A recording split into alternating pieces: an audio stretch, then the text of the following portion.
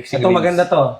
Direct tanong ko lang kung bakit hanggang first 2 episodes lang si Julia Clarete bilang Erning sa Friends Group. Magandang Paano nyo din naisipan na si Miss Angel ang ipalit? May pa-audition po ba siya o talagang choice nyo agad para pumalit as Erning?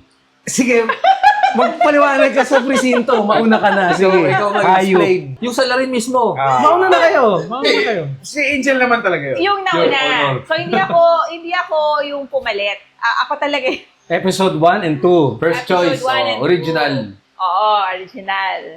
Tapos, pumunta ako ng Amerika.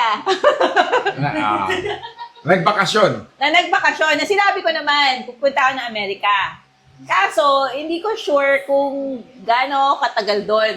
Hindi ko na maalala eh. Basta, Ako na. Panahon ng 2001. Hirap yung mga email. Wala namang roaming talaga masyadong text. wala nga. Ang hirap ng komunikasyon pa nun, hindi ganun ka-swabe katulad Magbabayad ngayon. ka talaga ng long distance eh. Nagpunta ng Amerika, hindi makakontak. Di ba nagpaalam? Nagsabi naman na pupunta ng Amerika. Alam ko naman na nasa Amerika. Hindi Alam ko niya yung lang alam cellphone. kung Kailan? Pero yung cellphone, di ata naka-roaming. So, paano ko kukontakin to? Email, di sumasagot. Text, sinubukan ko malamang yun. Walang sagot eh. Kailangan na mag-shoot. Tama. Saan naman nakuha si Julia Clarete? Kakilala siya ni Tado dahil sa ABS. Mayroon na silang mga show doon. I see. Hindi na pinapaliwanag, pero nag-iiba-iba talaga every episode. Or minsan sa isang episode, Dapat maging ganun eh, di ba? silang dalawa, siguro itong shot na to, pagharap kay Tado, pagbalik na ganun, iba na yung pero hindi Si Angel, explain. si Clarete. Oo, nag-iiba-iba. Tama. Kasi depende yung sa schedule. Ito, ewan ko, nawawala. Kasi, trip nila, actually kasama kayong dalawa dun. Pati si Tado, trip na trip nila ang yung lituhin or parang i-stress. Kasi lagi ako napapaganto eh. Kasi Hindi gumaganyan ako eh. Siya yung na pinaka. Oo, number 1 yan. Si Angel lagi naman Nandiyan umaayos yan eh. Hindi, darating sa set yan late tapos siya pagalit eh. Dahil walang tulog. Ang init pa ng ulo. Mga boosters, alam niya, nag-guide sa radyo.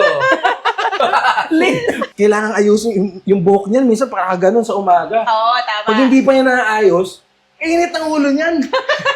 Sayang na yung na-miss kong episode, yung pa naman yung sa kotse. Yung Oo, yung nagkakarera. drag racing. Magugustuhan ko yun eh. Oo. Pero, Tsaka Manila Zoo. Ngayon, nung dumating na siya, para sabihin, Julia, Hindi tapos ka dapat, na. alam ko pagsasabayin, alam ko nabanggit yun. Pero, Tingnan nyo ha, next time si Julia na yung nandito. Kaayos ko eh. pagpunta nito ng Switzerland, Oo. imbitahan natin si Mas Julia. parehas pa naman sila, mga foreigner yung mga A family. afam yung mga Family.